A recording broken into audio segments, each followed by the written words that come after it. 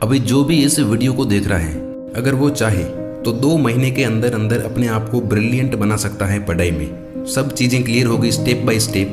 बस आप इस वीडियो को बिना स्किप किए लास्ट तक देख के चीज़ों को समझ लें।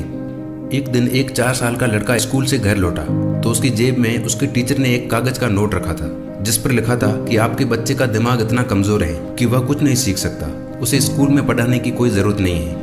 और वो लड़का स्कूल में सिर्फ 3 महीने ही पढ़ सका और उसके बाद कभी स्कूल नहीं गया। और इसी लड़के ने बाद में चल के ग्रामोफोन और इलेक्ट्रिक बल्ब सहित 1000 से भी ज़्यादा आविष्कार किए, और ये थे one of the greatest scientist Thomas Edison. मुझे नहीं लगता कि अब तक आपको ये दिन देखने को मिला होगा कि आपको कमज़ोर दिमाग के कारण स्कूल से निकाल दिया गया हो। ये बंदा बिना स्कूल के यदि इतना बड़ा साइंटिस्ट बन सकता है तो आप एटलीस्ट एक अच्छे स्टूडेंट तो बन ही सकते हो। कमज़ोर स्टूडेंट का हमेशा से कमज़ोर रहने का सबसे बड़ा रीज़न है उसकी नेगेटिव मेंटेलिटी। उसको लगता है कि कहीं ना कहीं उसका दिमाग या फिर याददाश्त कमज़ोर है और वो कभी भी इंटेलिजेंट नहीं बन पाएगा। लेकिन ये सब बकवास है, झूठ है। मैंने खुद अपनी लाइफ में कुछ स्टूडेंट्स को जीरो से हीरो बनते देखा है, यानी बिल्कुल जिसको ज़्यादा याद नहीं रहता था उसे अच्छे मार्क्स लाते और अच्छा परफॉर्म करते देखा है। मेरा एक फ्रेंड है जो पढ़ाई में काफ़ी अच्छा है। 10th बोर्ड में उसने बनाए 76% और 10th के बाद 11th में उसने साइंस सब्जेक्ट चूज़ किया। 11th क्लास में उसने बिल्कुल ना के बराबर पढ़ाई की, बिकॉज बोर्ड क्लास नहीं थी 11th। एंड वो कहता था कि 12th बोर्ड है तो उसमें अच्छे से पढ़ूंगा और 80% बनाने का गोल है मेरा। तो 11th में उसके बने 58 एंड 12th में बने 84%। उसे विश्वास था कि 12th में मैं अच्छे से पढ़ लूंगा और अच्छे मार्क्स ले आऊँगा, और उसने ऐसा किया भी। वो खुद को तब भी ब्रिलियंट मानता था जब उसके 84% आए थे, और तब भी जब उसके 58 बने थे 11th में।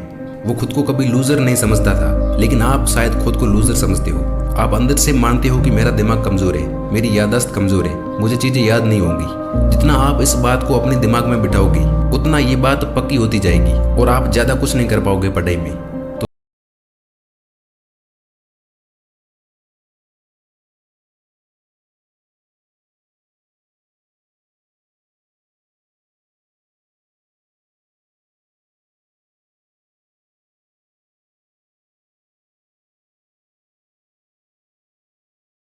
बहुत हेल्प करेगी आपको अपना बेस्ट वर्जन बनने में, तो उनको ध्यान से समझ लें और हो सके तो कहीं लिख लें। सबसे पहली चीज़ कि आप पूरा ध्यान क्लास में लगाओ, बिकॉज 50% यहीं से डिसाइड होता है कि बाद में जब आप उसे वापस पढ़ेंगे तो आपको क्या समझ में आएगा और क्या नहीं। उसके बाद आपको कम से कम 25 मिनट तक लगातार पढ़ना चाहिए, बिना डिस्ट्रैक्ट हुए, बिना वहाँ से हिले, लगातार 25 मिनट। कुछ लोग कहते हैं ना कि ज़्यादा पढ़ो, बहुत मेहनत करो, अगर ज़्यादा नंबर्स लाने हैं तो 12-12 घंटे पढ़ो।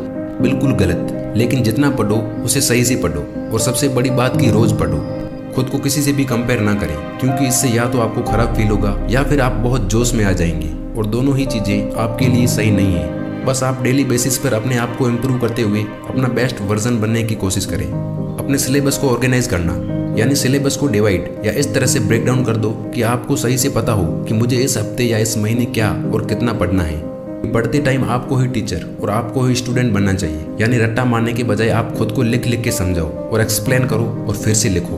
पढ़ते वक्त आप शॉर्ट नोट्स बनाते हो तो ये कम समय में ज़्यादा पढ़ने के लिए बाद में बहुत काम आ सकते हैं। जितना पढ़ा हुआ है उसके मॉक टेस्ट देना, इससे आपका सेल्फ कॉन्फिडेंस बढ़ेगा और आपको बहुत हेल्प होगी चीज़ों को याद रखने में।